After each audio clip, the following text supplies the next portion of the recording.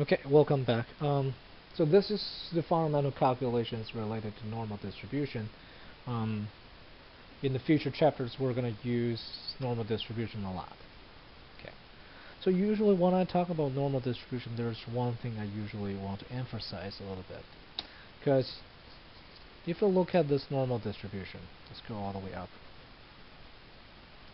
We know the shape of the PDF probability density is the spell shape curve. We know the expression for the normal distribution will take this form. That means that implies something that we never really talk about, that the range of a normal random variable, theoretically speaking, is going to be from negative infinity to plus infinity. Mathematically speaking, will take up the entire real axis. Now mathematically it doesn't pose any issue, but from the practical perspective, it never happened that something can go up to plus infinity and can also go to the other direction, to the extreme negative infinity.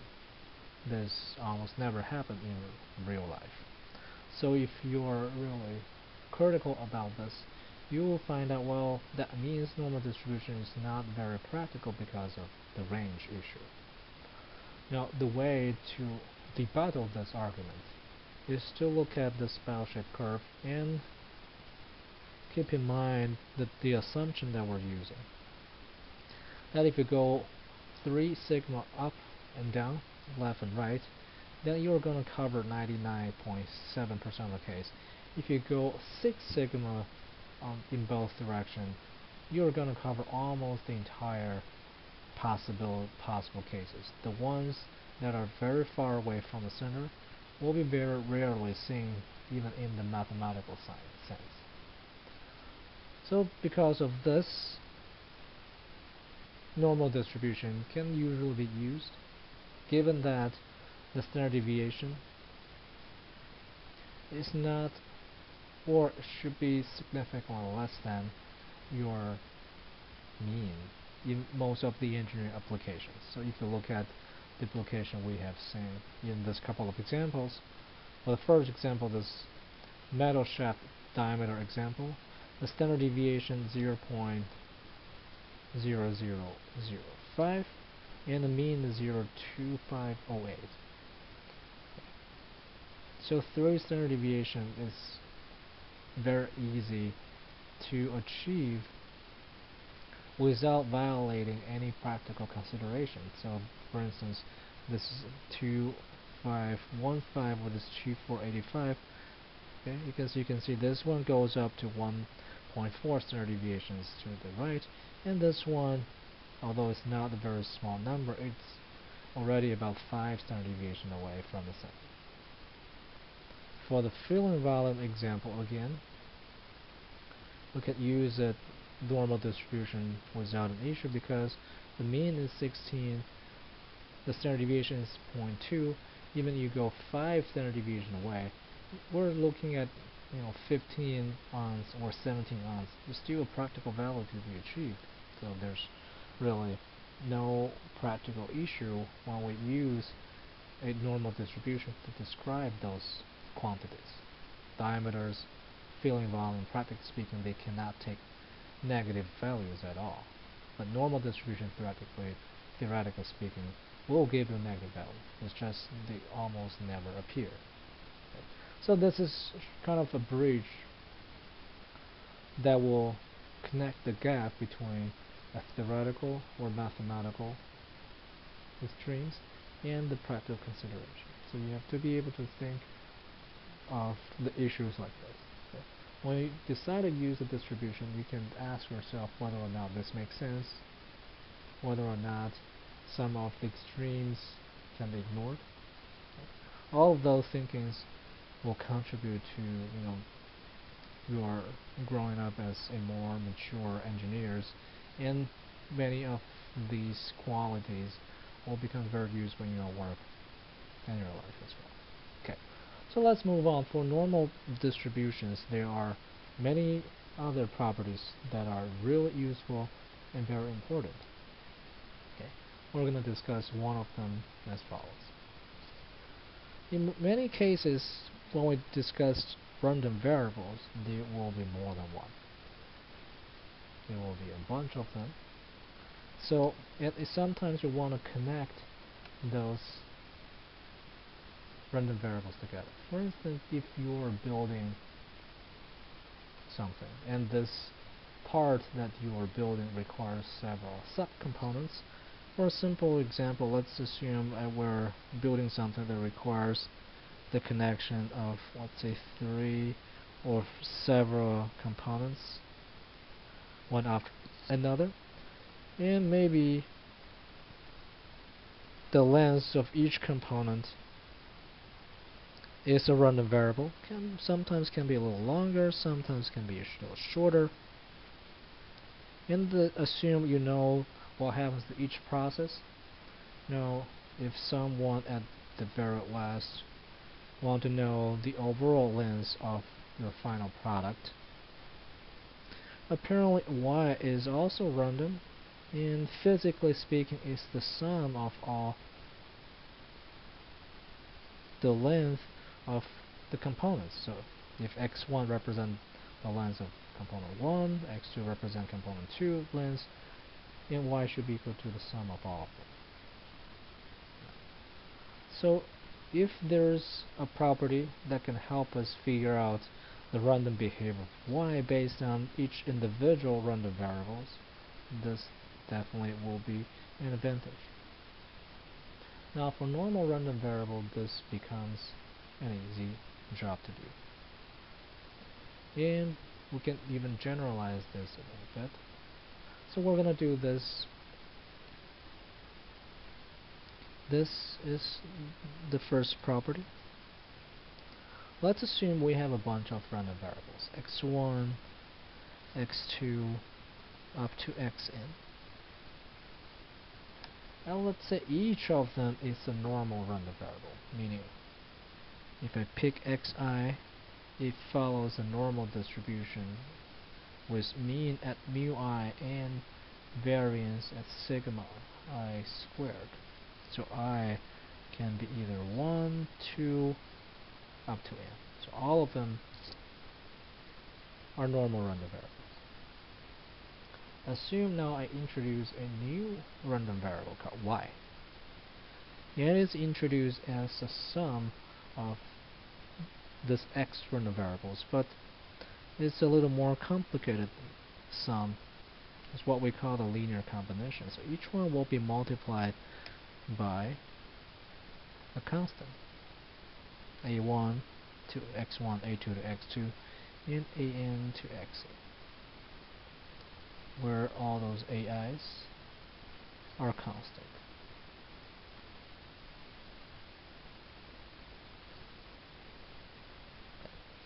Now, let's further assume that all xi's are independent.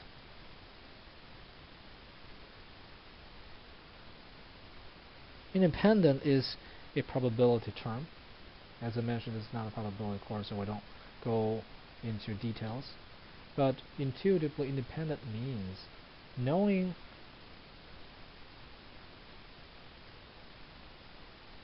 any of, let's say, xj doesn't provide any information.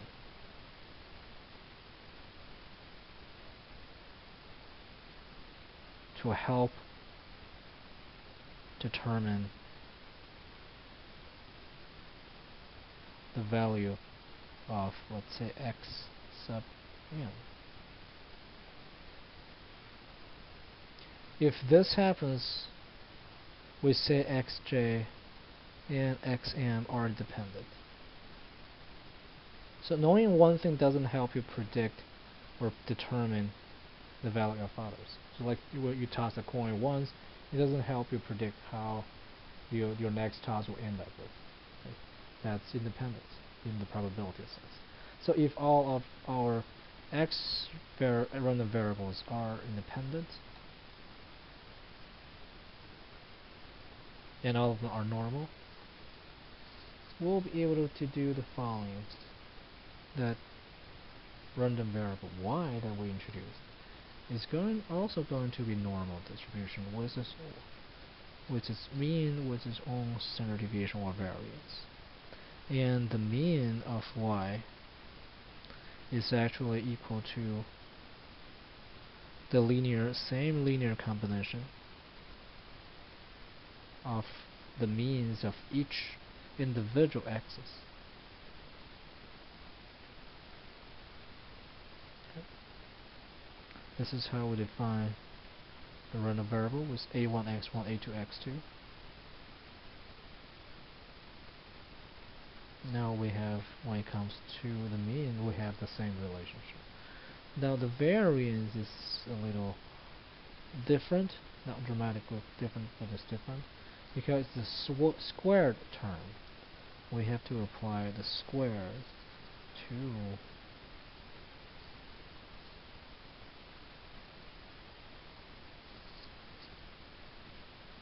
the calculations.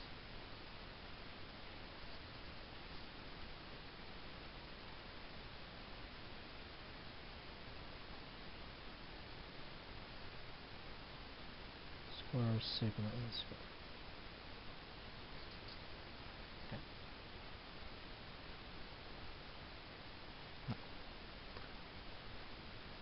Okay. Example. Let's do a very quick example to illustrate this special property and how it can be used. Let's say you are designing an elevator. Of course, when you design an elevator, the elevator must be able to bear a certain weight. Usually, quantified by how many people can step into the elevator or how many pounds your elevator can stand. So let's say the designer wants to make sure the design follows the certain rules, regulations in the following. He assumes that the weight of a person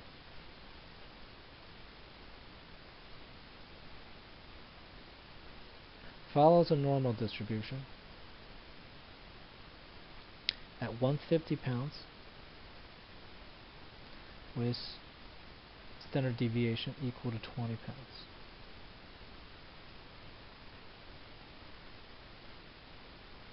Just a rough assumption.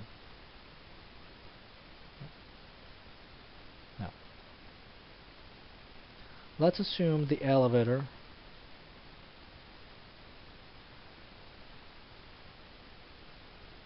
is required to hold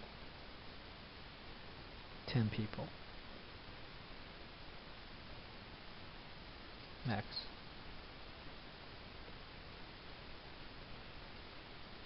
The question is how much weight your elevator should be able to hold. That's in terms of how many people you want to convert it to the weight. Now, you want to design the elevator such that it can handle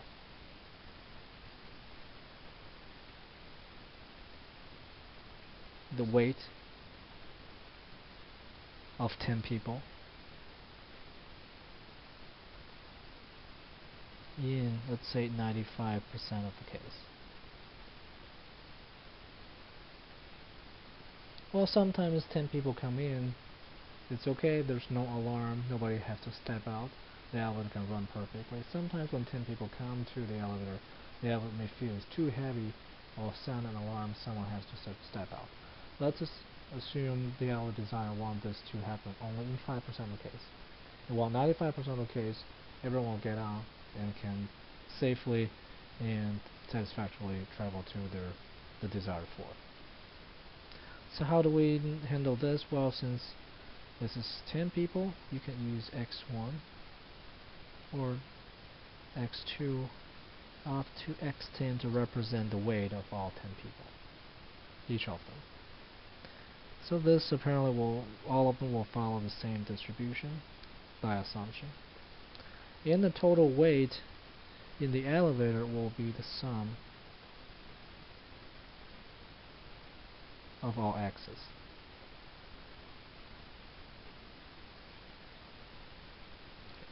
A common mistake to this particular problem, I'll use a different color,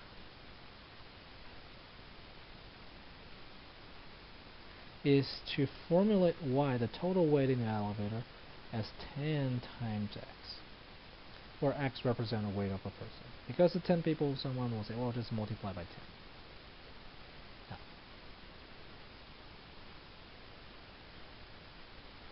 this mistake can be easily found out. We can easily argue it's wrong because, well, what does it multiply by 10 mean?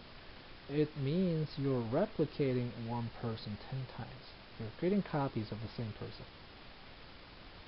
But the correct way to do, like we have up here, is we have 10 independent people coming into this elevator. You have 10 individuals, they can be different. In this matter, all 10 has to be the same.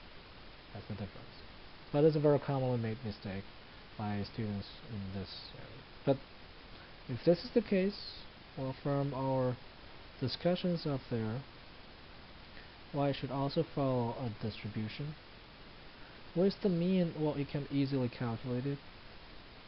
Should be 150 plus 150 plus all 10 of them. So this will give you 1,500 pounds. The standard deviation of y will be equal to 20 squared plus 20 squared. Since all the coefficients are equal to 1, I can simply add up all the standard deviation. So it'll be 10 times 20 squared. Okay, so this is 400, so it'll be 4,000.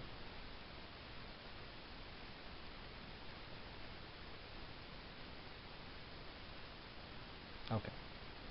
Now, assuming you're doing this wrong and you're doing it in this way, then the corresponding distribution you figure out will be the same mean because you're duplicating it 10 times. But the variance will be different. The variance, if we take this formulas again, assuming there's only one of them, so you only have to square it a1. a1 being 10, you have 10 people, so square it will be 100. So that will give you a much larger variance. So instead of 20 squared, you're actually looking at 100 times 20 squared. So give you 10 times larger the variance, which you don't desire. And finally, if to do the calculation, we want the probability that the weight is below a certain limit.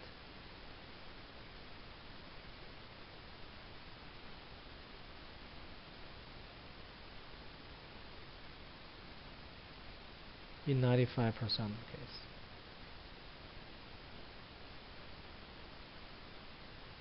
Okay.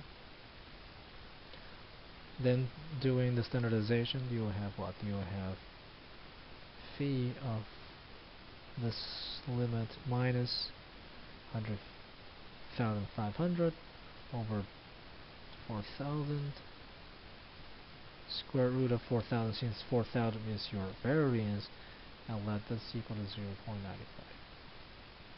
And this now will be the same as the previous examples we talked about. You look at the table, find the values, and you will figure out this limit. So this is one simple application.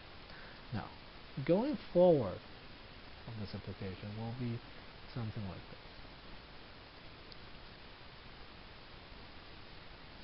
this. A central limit field. This is the result we want to do. Now, in the previous discussion right here, we're having this nice property because we assume all x's are independent and all x's follows a normal distribution. While in reality,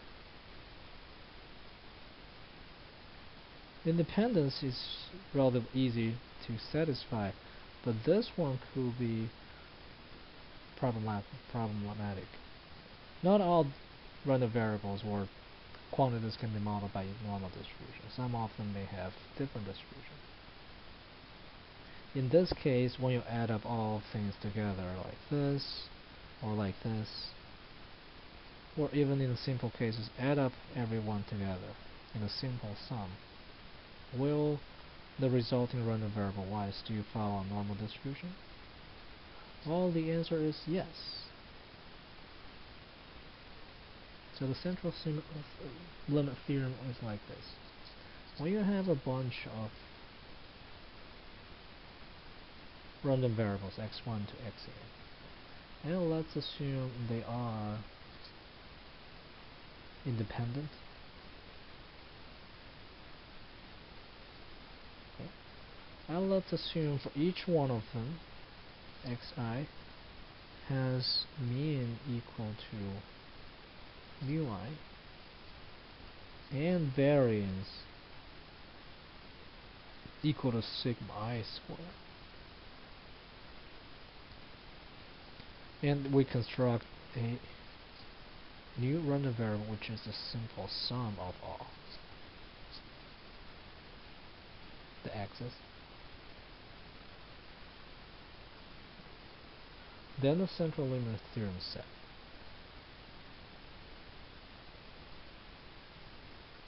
When n becomes larger, approaches infinity, when you're including many of this x's into the summation, then y, the distribution of y, will be approaching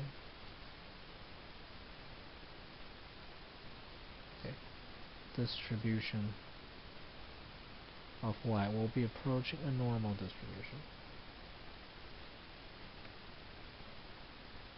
with mean equal to the sum of all the means of the axis, and with the variance being the sum of the variances of all. But everything is under the assumption that this n is sufficiently large. If n is not sufficiently large, this theorem may not take place. Now, a special scenario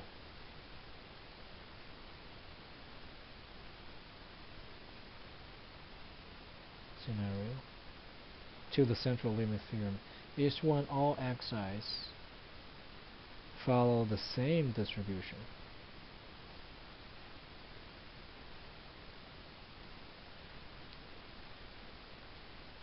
In this case, all xi's will have the same mean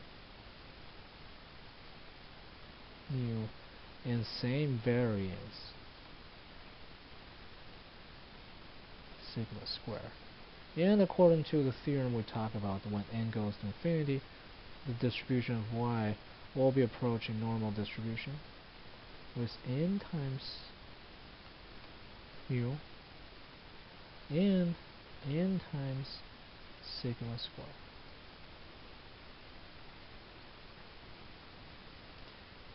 I can go one more step further.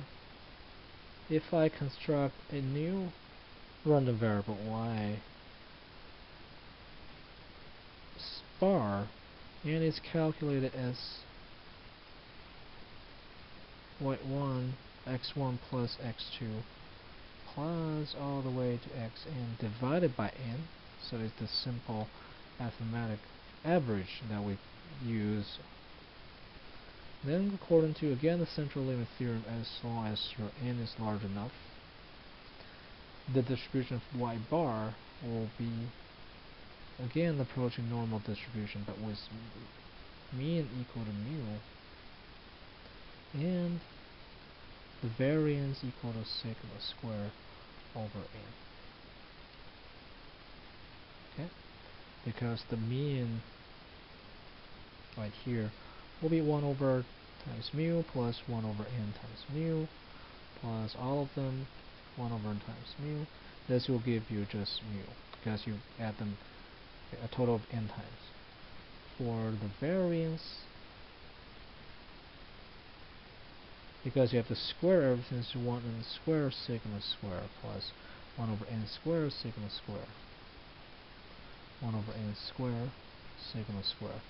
Since you have all n of them, one of them will cancel, but you still have sigma squared over n. This is the central limit theorem.